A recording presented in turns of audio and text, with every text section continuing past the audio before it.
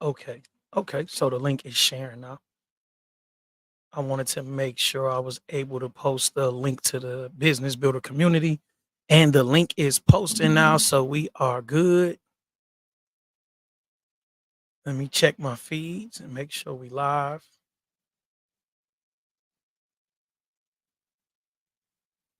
Okay, we looking good on that end too. Turn it down before I click on it. Okay, so we all checked in. As I posted earlier, I'm going to do two lives back to back. This particular live will be about Atomic Habits, which is the first book. You guys see it? It's Atomic Habits by James Clear. This is the first book in the Business Builders Book Club. And this is the first month that we're doing the Business Builders Book Club. And so far, a few people have commented, but not a lot of people have shown the type of interest they said they would show in a book club. And that is something that comes with a lot of things about personal growth. A lot of people like the ideas of books, but they don't find the time to actually read them. Will create the time to actually read them.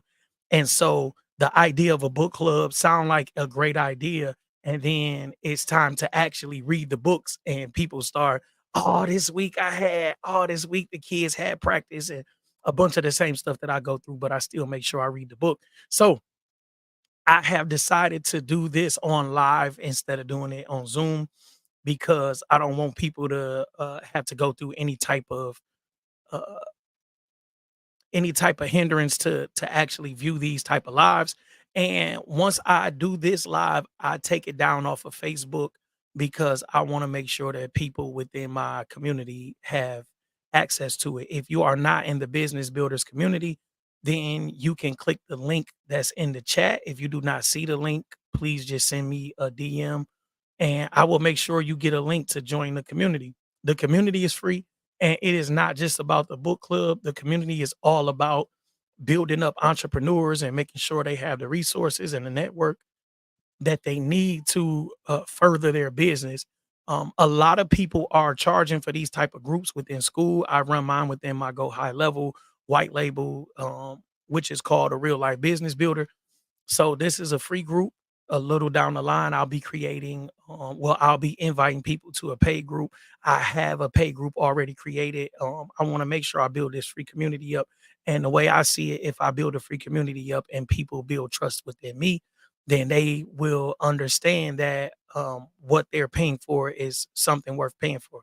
I do not want to just keep telling people, hey, buy from me, buy from me, buy from me. And then you don't understand why you're buying from me, what benefit it serves you, and you're just doing it because you like me or JP cool, so I'm gonna just like nah. And I did that with when Facebook started doing those subscriptions, and Instagram started doing those subscriptions. It was people that was like subscribing to my Instagram, and I'm like, dog, I have nothing of real value to give you. So I was trying, but if you don't have anything of value, just constantly putting a price tag on something is ridiculous to me. Just like the courses, it's so much free information out here. There are people charging hundreds and sometimes thousands of dollars for these courses, and it's full of the same information that you get from YouTube or a $20 book or anything like that. And I know that some people feel better, paying for something and it make them feel like they're investing in themselves or investing in a business. But the information out here is readily available to you, readily available for you, and you can find whatever it is that you need. So the only time I feel like you should pay for a course is when the person that's facilitating the course gives you some type of help implementing the information that's within the course. That is what you pay for. You should pay for implementation and not information at this point because the information is readily available. I don't care what you're looking for right now. You can find the information because what happened in 19, 20, 21? A lot of people were selling these courses for thousands of dollars, and then there were people like me. I bought a bunch of courses between 21 and 20. Well, actually, I bought a course this week. It wasn't very expensive, but it was like streamlined, something that I really wanted a little more information on. And I wasn't expecting the course to give me, all the game, but I needed a eye opener. And the only difference between courses and YouTube is that the information is better organized. If you get a course, if a person is any type of real credible person within that field, they have organized the information in a format that's useful and that makes it easier for you to implement. So in 2024, it makes no sense to charge people thousands of dollars for these courses. Coaching, yes, because coaching is implementation. Courses, not so much. Courses, you can almost get everything within a course for free, literally everything. And for you to pay thousands of dollars for these courses, and then you have to pay somebody thousands of dollars to help you implement the information that you get out of the course is crazy. But I created a community and I do courses and I give the courses away within the community. Right now, I have a business credit course, it's like a mini course. Then I have a personal credit mini course to help you do it all yourself. And then there are I did a full course that's completely mine. Like I literally built this course from the ground up and it's called Real Life XP. And that is all about entrepreneurship. And that's to help minority entrepreneurs to be specific. Get everything together. So the course is about 5 hours worth of video. And if you watch the course, you can literally learn how to get your mind right within the first module, and it'll help you understand being an entrepreneur. And that first module is what gets you ripe for the rest of the course. It's 5 hours of free material. So what I've been doing is I've been ignoring people in my inbox asking me silly questions. That's why I made the course. If you do not want to take the time to learn something, I am not going to spend my time answering questions that are answered within a course that I'm giving away. If you don't respect yourself enough to go and find this information that I'm promoting a free course. So click the link and go take the course. If you don't have money, you have time. I don't have time. I literally don't have the time to sit and walk you through things that I am giving away within these 3 courses that I just mentioned. And you do not, it's literally a 20-minute video in one course that you can watch and learn business credit. It's a 20-minute video and there's links in the course.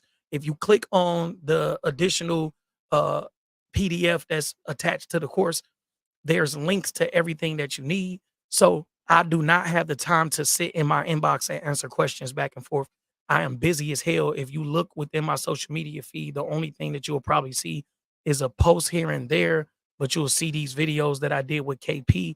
And those videos are a few weeks old. I'm just now getting to them because I've been working with a marketing team for about 6 weeks now. So we rebranded everything from all of my websites to Instagram and Facebook. You'll see the different backdrops and different things. We got a nice color scheme within everything, and we ran with that. And everything is situated now. We'll start running ads this week, so we already nailed down the copy for the ads, and we'll start running ads either Monday or Tuesday. But I am busy as hell, so for you to be in my inbox and ask me questions about things that I am like literally giving away, I'm literally telling you, just join this community. If you cannot put forth the effort, I cannot sit in my inbox and ask questions or answer questions all day. I'm sorry. I just can't sit in my inbox and answer questions all day.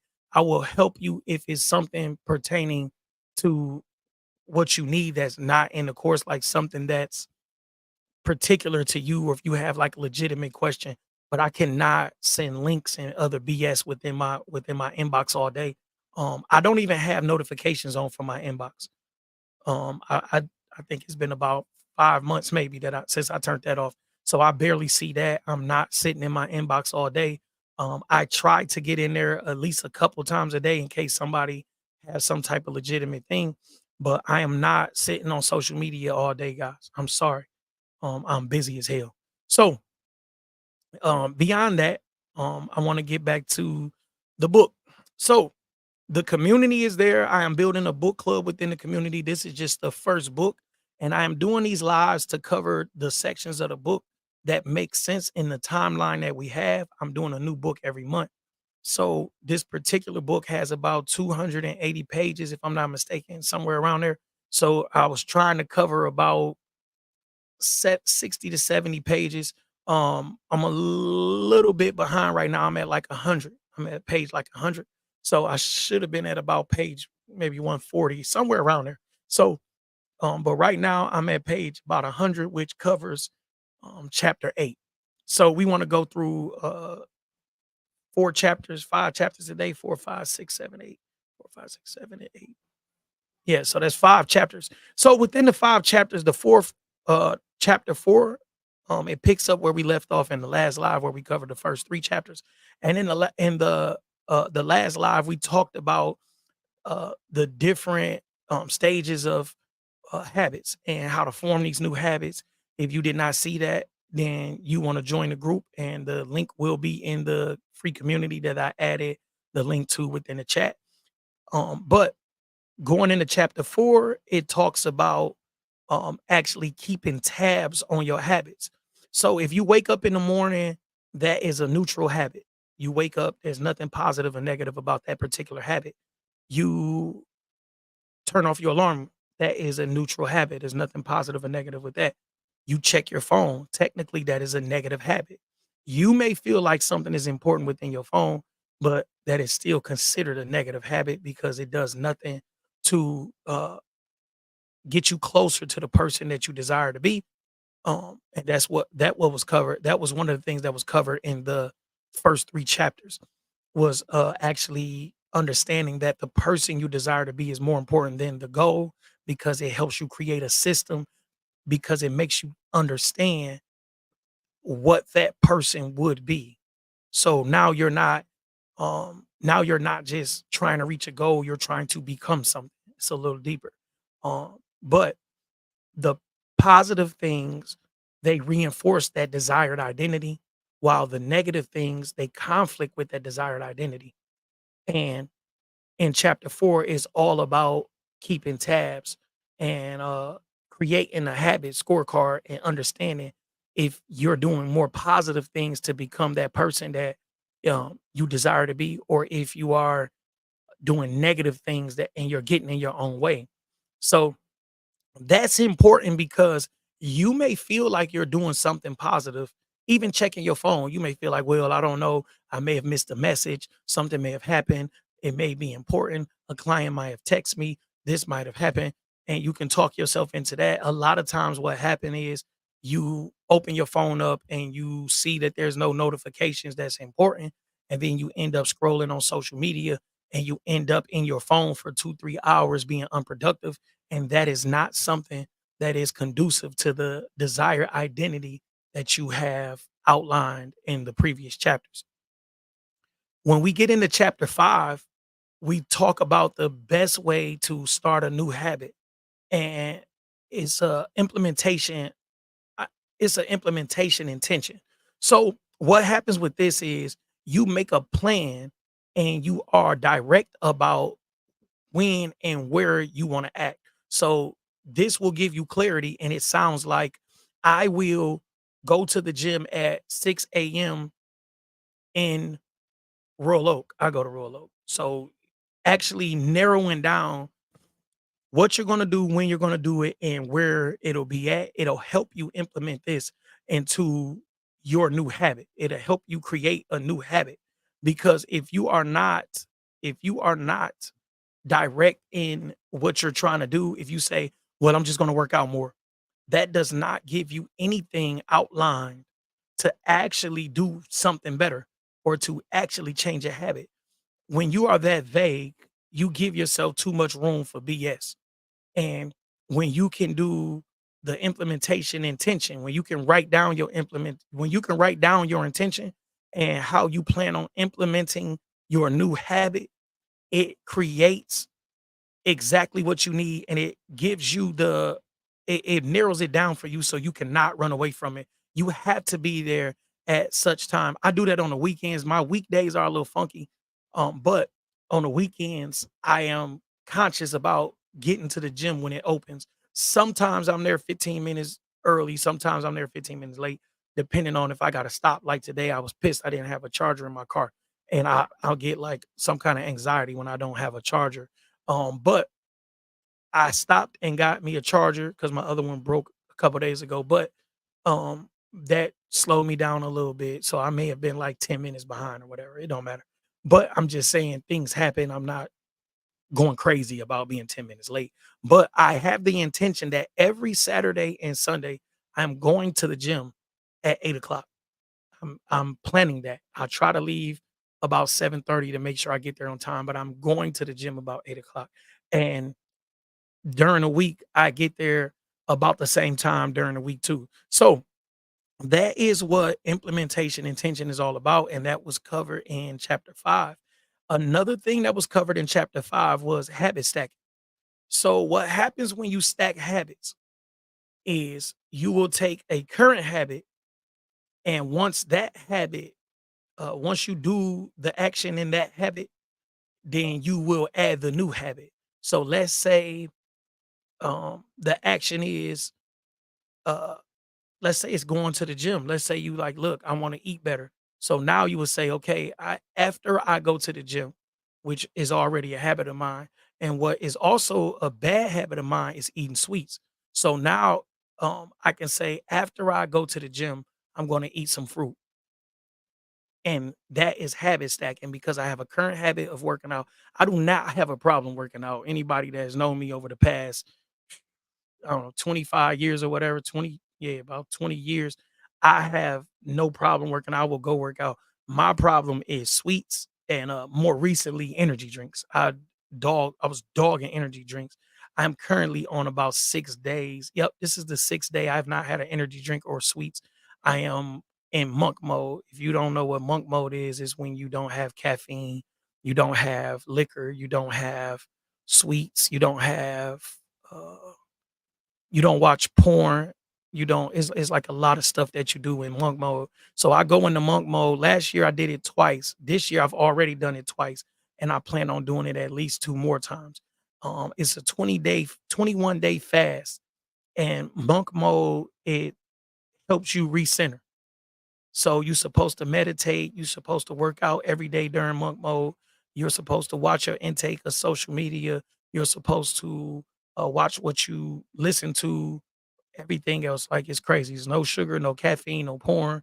W Workout 7 days. If you can't make it to the gym, you need to do at least 30 minutes of walking.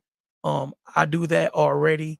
What I do, in addition to that is I try to do between, 500, sometimes I do more. So I try to do about 500 push-ups if I can't get to the gym. I do sets between 50 and 100, so it's not like it take a long time, but that's a number that I know I could do even after I do whatever I'm busy doing. So, but in order for me to kick the bad habit of eating sweets, let's say once again I stack the habit of after I work out, I will eat fruit. Right? You tie the desired behavior into something that you already do. So you could say, after I wake up and brush my teeth, I'm gonna eat fruit. I hope you have a habit of brushing your teeth. So that is what chapter 5 was all about. In chapter 6, it was about motivation being overrated. And that sounds crazy to somebody who's constantly talking about being motivated and everything. And so this chapter actually opened my eyes to something. I had a general idea about it, but it's nothing like reading something and getting some better context. So, the chapter's title is actually Motivation is Overrated. Environment often matters more. And this is all about creating the right environment for you to be productive. So, if you want to make a habit a big part of your life, then you need to make sure that the cues within your environment lead to that habit. You do not want to have to work through a bunch of mess to be productive.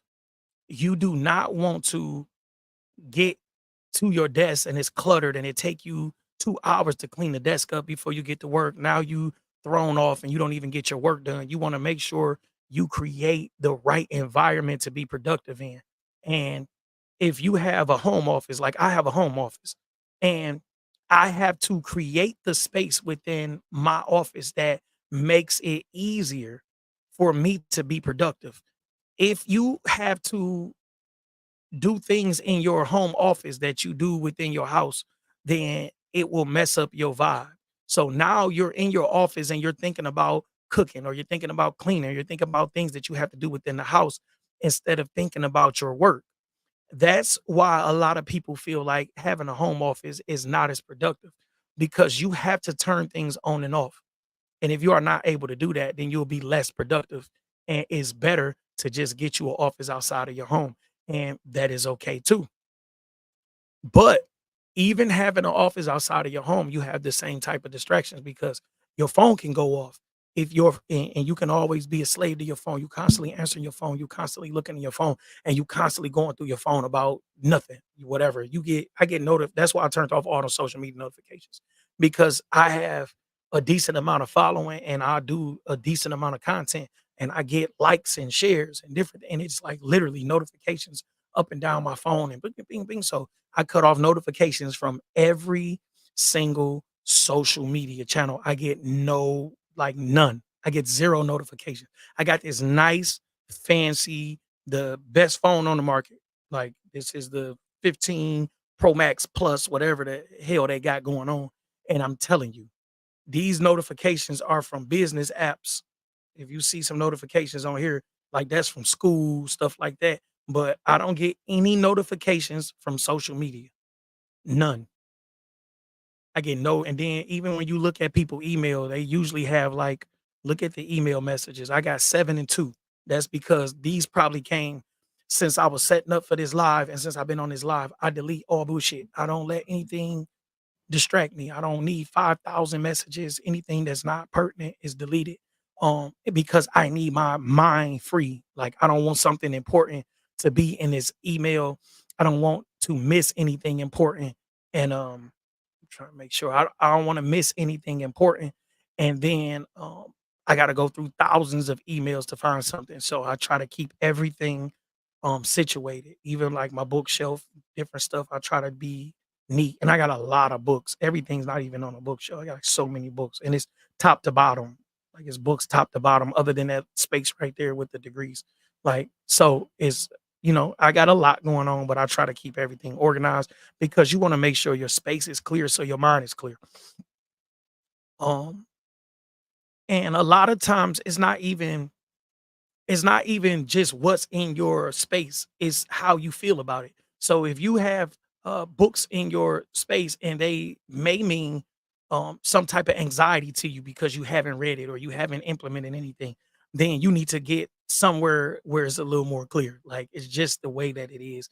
So you gotta make sure that um if you're not able to change your environment, you are able to create the environment that you need to be productive. And as we get into chapter 7, which is all about the secret to self-control, and in chapter 7, James Clear talked about people with habits. Like I've often been commended on my discipline. And what people don't realize is I don't put myself in certain positions. And that's what was covered in chapter 7. If a person is overcoming a habit, let's say it's a drug habit or alcohol habit, they should not be around drugs and alcohol. It's not about being self-disciplined as much as it is understanding your triggers and staying away from your triggers.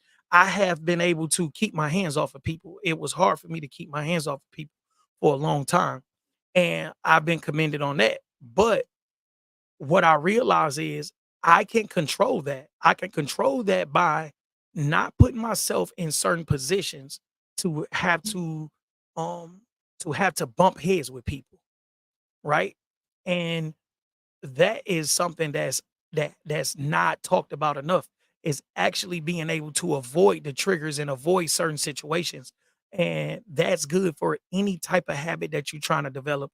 Any good habit that you're working on, you need to put yourself in the environment to actually implement that good habit and to actually pick up that good habit. You cannot be around people eating junk food and BS all day and think that you're going to stay to stick to your diet. Eventually, somebody is going to offer you something that your willpower is just not strong enough to turn down, and you're going to be right back where you started. So, when people talk about changing their life and then they stick around the same people, they end up right back where they started from, or even if they make progress, it's not the type of progress that they could have made because they are not changing their environment. And that is a big thing when you are talking about developing new habits, is actually changing your environment and not depending on just your willpower to overcome these things. So in chapter 8, the discussion is all about making a habit irresistible. And James Clear talked about dopamine and how a lot of times the urge for wanting something or craving and desiring something is actually stronger than the pleasure you get from actually having it, right? So in a let's put this in a sexual context, right? So you may be so caught up on this person or whatever, you maybe you stalk them on Facebook or whatever. You so caught up in actually like, dang, and then she finally responds to them 100 DMs you sent her. And you're more caught up and your excitement is more just from the fact of the interaction than it is the actual sexual act, because you are wanting and craving. Your the dopamine is kicking up so much just from wanting and craving something, just from desiring something, that you have to control your desires, right? So if you have a habit of something that, let's say it's sugar, let's just say it's sugar. So it may be something you need to do. So let's say you say, well, I need to work out and I have this habit of sugar. So I'm going to work out and reward myself with a piece of candy.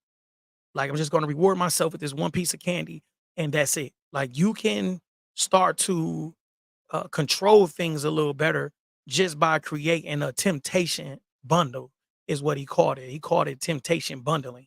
So if you have this strong urge for something and you just can't shake it, then you should make that a reward for something and not uh the the the initial thing. Like, you should make that the habit that you need to do. Look, I'm going to work out twice as hard for this one piece of candy. Like, if you have to have it, you have to make it a reward. You cannot make that the root thing. You're just eating candy. You had to make that a reward, and it's called temptation bundling. Overall, the first 8 chapters of this book was great, and if you are not in the business builder community, the link is right in the comments. It should be right there for you, whether you are on Facebook or whether you are on YouTube, and you can get these books for free. I'm not selling them. What I did was I sent out an email to everybody within the community, and you can get the link to this book right within the community. You don't have to do anything extra.